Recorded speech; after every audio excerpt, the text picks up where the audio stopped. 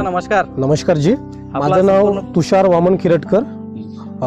माझं तुषार कृषी केंद्र वरोरा चे संचालक आहो मी. हे वाण आहे प्रिया. या प्रिया वाण जर आपण बघितलं तर याची बोंडाची जी साईज आहे ही मोठ्या प्रमाणात आहे आणि जी बोंडाची शिरीज आहे ही जवळजवळ आहे.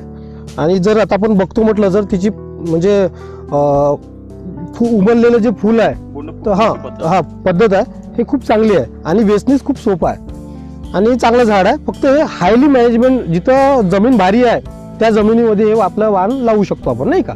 आणि याला जो डिस्टन्स आहे हे 4 किंवा 3x2 या पद्धतीने लावावं लागेल आपल्याला. ठीक आहे. रोगराईसाठी कसं वाटत आहे? रोगराईसाठी चांगलं आहे सर.